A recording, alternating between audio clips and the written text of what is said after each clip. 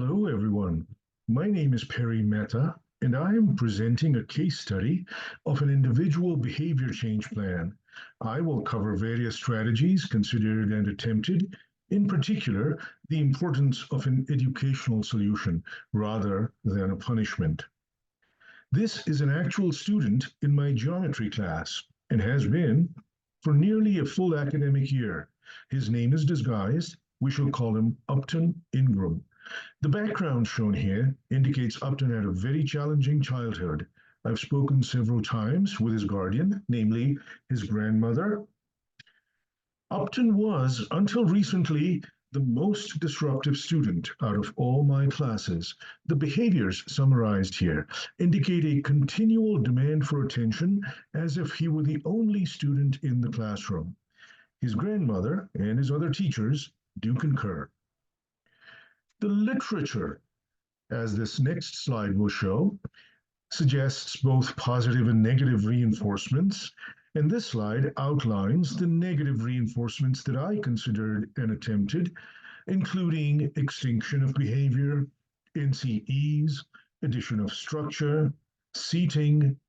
None worked, which was both frustrating and intriguing. Research in education strongly favors educational solutions over punishment and disciplining.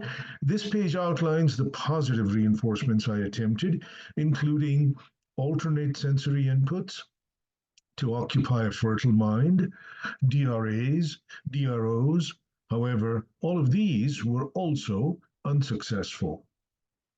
The science of PBIS, or positive behavioral interventions and supports, posits that misbehavior has a purpose or a function. I assessed various potential functions that Upton's behavior might serve. None of the popular ones, such as protest or attention, fit. I also assessed his environment and could not come up with any elements that were not strictly necessary for the conduct of the lesson. And they included brief instruction, followed by board work, followed by discussion.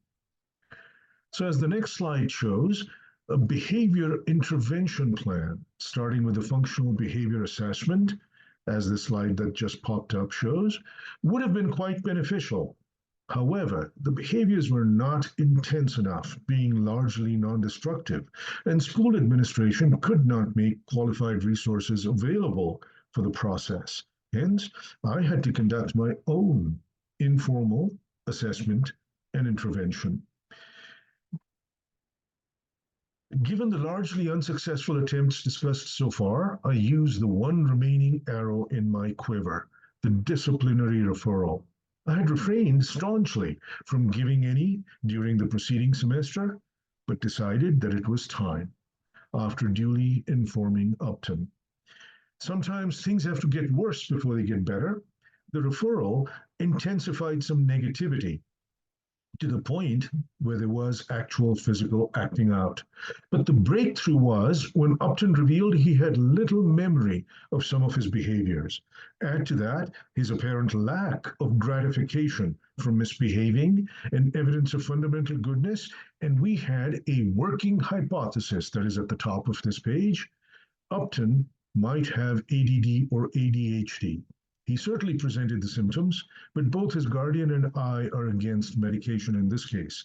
For cases like Upton's, the school has resources less for positive interventions than for negative ones, as outlined here.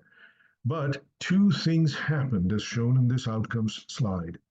Upton is now seeing a counselor who provides replacement skills and pre-corrects, and I, the teacher, now have concrete context to inform the regular one-on-one conversations with him. As a result, his behaviors have materially eased. He's no longer my most disruptive student.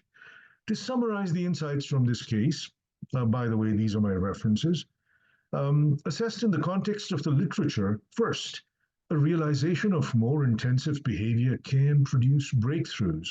Second, negative reinforcements such as the disciplinary referral, could be more effective than the positive. And last but not least, the student's unique background obtained from a caring guardian can be invaluable. Thank you very much for listening, and I appreciate your patience.